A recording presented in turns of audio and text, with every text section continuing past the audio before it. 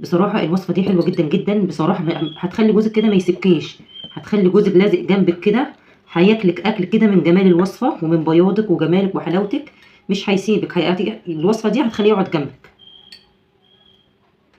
بس يا ترى أنتِ عايزاه يقعد جنبِك بقى والّا يسيبِك ويمشي؟ في ناس كتير أوي ما بتحبش ما بتحبش جوازاتها تقعد جنبها، ما بتحبش قعدتهم في البيت. السلام عليكم، ازيكم عاملين ايه؟ وحشتوني جدا، بقالي كتير قوي قوي قوي ما نزلتش فيديوهات، من قبل رمضان بكتير ما نزلتش فيديوهات. النهارده الفيديو بتاعنا مفيد جدا جدا، هنعمل كريم حلو جدا لتفتيح المناطق الحساسه وتفتيح بشرتك، ولو عندك هالات سوداء، لو عندك حبوب، لو عندك بثور، لو عندك اي مشكله في بشرتك، الكريم ده هيقضي على كل حاجه. من اول اسبوع هتستخدميه بس مرتين في اليوم، او هتستخدميه 3 مرات في الاسبوع، وكل مره هتستخدميه مرتين في اليوم، يعني 3 مرات في الاسبوع في اليوم الواحد هتستخدميه مرتين. تعالوا بقى نشوف الوصفه بتاعتنا ونشوف المكونات بتاعتنا كده ايه النهارده. بس قبل ما نبدا نسمي بسم الله كده ونصلي على الرسول عليه الصلاه والسلام. لو ما ضغطتش لايك حط لي لايك، لو ما اشتركتيش نوريني بقى باشتراكك كده وفعل زر الجرس عشان كل ما انزل فيديو يوصلك وتستفاد وغيرك يستفاد. الوصفه بتاعتنا النهارده مكون حلو جدا جدا جدا هتستعمليه لبشرتك، اللي هو الكركديه. ده الكركديه هنستعمل كميه. هجيب اول حاجه معايا تجيبي حاجه كده هتستعمليها على النار، هتحطي كميه، مش هنحط ده كله، انا هعمل كميه بسيطه. ممكن تعملي انت كميه كبيره وتركنيها عندك في التلاجة تستعمليها كل فتره، مثلا تستعمليها لمده اسبوع مثلا. ممكن تعملي كميه تستعمليها في الاسبوع. انا هعمل شويه دول كده وهحط عليهم كوبايه من الميه، وهحطهم يغلوا على النار، هحطهم يغلوا على النار لمده 5 دقايق بالظبط، وارجع هقول لكم بقى بقيه المكونات ونشوف هنعمل ايه في الوصفه بتاعت النهارده. ورجعت لكم تاني لما غليت الكركديه اهو، غليته لمده 5 دقايق على النار وسبته طبعا لما يبرد. هو طبعا مش بارد قوي، بس لازم تسيبيه لما يبرد. هو دافي يعني دلوقتي، بس انا هشتغل بيه برضو. حطه كده على جنب. تعالوا بقى نشوف المكونات بتاعتنا كده ايه اللي مع الكركديه. حلوه المكونات بتاعتنا ايه اللي مع الكركديه. هنشوف المكونات بتاعتنا. اول حاجه ده المكون الاساسي اللي هو هيفتح بشرتك بطريقه رهيبه، اللي هو النشا. النشا ده حلو جدا جدا، بيفتح بشرتك ويفتح المناطق الحساسه. لو انت طبعا عندك منطقه في منطقه البكيني، ساعات بتبقى سمرة، او منطقه الابط برضو. بصوا احنا هناخد كده معلقه واحده اهي، معلقه واحده صغيره بس كده. نشوف برضو تاني مكون معانا. تاني مكون اللي هو الدقيق يا بنات، الدقيق اللي هو الطحين اللي بنستعمله في المطبخ عادي، اللي بنعمل بيه اي وصفه. هاخد كده معلقه، دي معلقه. الدقيق ده حلو جدا جدا، بيفتح البشره، حلو جدا، كمان بيشيل الهالات السوداء، كمان بيشيل اي تصبغات موجوده في بشرتك، كمان بيقضي على الجلد الميت، بيشيله تماما. فاضل كمان مكون. بصوا بقى، ده حليب جوز الهند. ده حليب جوز الهند بيبقى كريمي كده. طبعا بيفتح حلو جدا جدا يا بنات. انت الوصفه دي ممكن تستعمليها على بشرتك قبل ما تخرجي بنص ساعه، ما تستعمليش اي كريم تاني. طبعا مع كريم الشمس طبعا، لازم تستعملي كريم الشمس قبل ما تخرجي مع الوصفه دي، هيبقى حلو جدا جدا. ما تستعمليش اي كريمات تانية او اي مستحضرات تجميل تانية. طبعا الجو حار، والكريمات او مستحضرات التجميل اللي انت بتستعمليها بتتفاعل طبعا مع بشرتك ومع العرق ومع الجو، فبشرتك بتسمر اكتر وبتتملي هالات سوداء، وكمان بتتملي بثور كده، وطبعا البشره بتبقى بتتبهدل في الحر لو انت استعملتي حاجات او مكونات كتير من مستحضرات التجميل. الوصفه دي حلوه جدا جدا، هتستعمليها لوحدها بدون اي حاجه تانية. هناخد كده زي معلقه اهو، ثواني كده. بصوا، لا انا لازم افتحها بقى.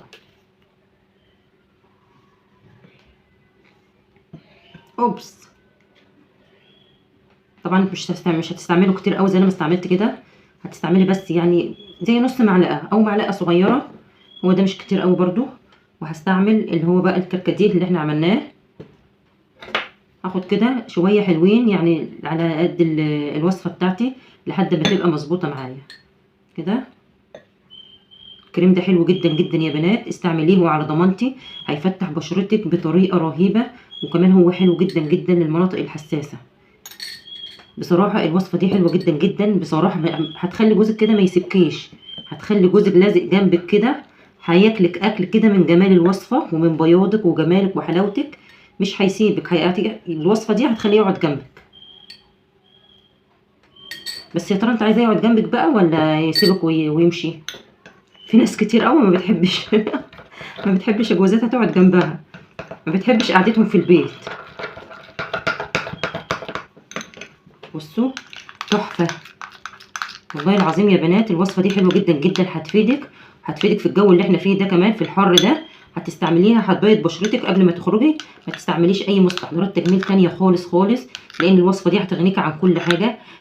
طبعا انت هتستعمليها على بشرتك وهتستعمليها في الاماكن الحساسه اللي هي منطقه الابط ومنطقه البكيني، هتفتح لك بطريقه حلوه جدا جدا.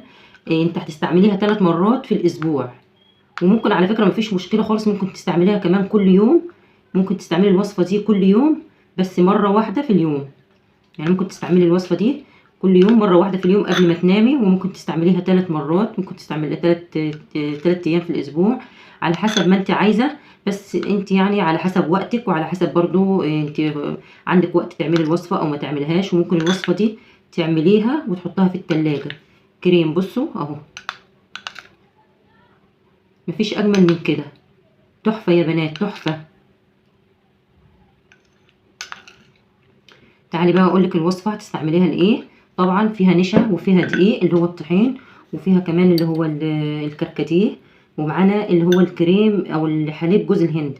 حليب جوز الهند ده معروف ان هو اصلا بيفتح بشرتك، وطبعا هيفتحها حلو جدا. الدرجه بقى اللي انت عايزاها، يعني ممكن يفتح بشرتك 5 درجات قدام. يعني ممكن ده هتستعمليه قبل ما تنامي على بشرتك او في منطقه البكيني، هتستعمليه وتسيبيه كده لمده نص ساعه وبعدين تشطفيه. تعالوا كده بصوا، حط كمية كده وهتسيبيها شوية على بشرتك او على منطقة البكيني، يا اما تفركيها يا اما تعمليها في تغسليها بمية. بس انت لو فركتيها مش هتعمليها، مش هتفركي الوصفة كل يوم. لو فركتي الكريم ده بايديكي، لو سبتيه لما ينشف وفركتيه بايديكي مش هتفركيه كل يوم، هيبقى مرتين بس تفركيه في الاسبوع، مرتين 2 بس في الاسبوع. هتستعمليه بقى كده على البشرة، مفيش اي مشكلة خالص يا بنات. يعني هتحطيه وانت مطمنة وعلى ضمانتي. استعملي بس الكريم، ويا ريت لو تستعمليه كده وتقولي لي برضو بعدها الكريم عمل معاكي ايه. تقولي لي مثلا اذا كان الكريم جاب نتيجة او ما جابش نتيجة، عايزه اعرف برضو في الكومنتات. ويا ريت تشيروا الفيديو ده لاصحابكم وقرايبكم وحبايبكم والبنات طبعا، لان ده حلو جدا جدا للبنات وبنات الجامعه كمان بالاخص. طبعا ما بيستعملوش ميك اب كتير وهم نازلين، فده حلو جدا جدا بدل الميك اب. اهو هتسيبيه بقى على ايديك كده لمده نص ساعه او على وشك لمده نص ساعه، وبعدين تغسليه يا اما تفركيه. بس انا بفضل انك تفركيه، بس هتفركيه مرتين بس في الاسبوع مش اكتر من كده. انت ممكن تستعملي الكريم ده طول الاسبوع، يعني ممكن تستعمليه كل يوم على بشرتك لمدة نص ساعة وتغسليه. ممكن تحطيه على بشرتك وانت نازلة مثلا رايحة الجامعة او رايحة نازلة الشارع مثلا، وتحطي تستعمليه، وبعدين تحطي اللي هو الصن بلوك اللي انت بتستعمليه، اي نوع بقى انت حابة تستعمليه، هيبقى حلو جدا جدا. ده كان الفيديو بتاع النهارده، يا رب الفيديو يكون عجبكم والوصفه بتاعت النهارده تكون عجبتكم وتكونوا استفدتوا منها. عايزاكي بقى تسمعي الفيديو للاخر عشان تستفادي. لو ما اشتركتيش بقى نوريني كده باشتراكك بقى كده، وفعلي زر الجرس عشان يوصلك مني كل جديد. والسلام عليكم ورحمه الله وبركاته.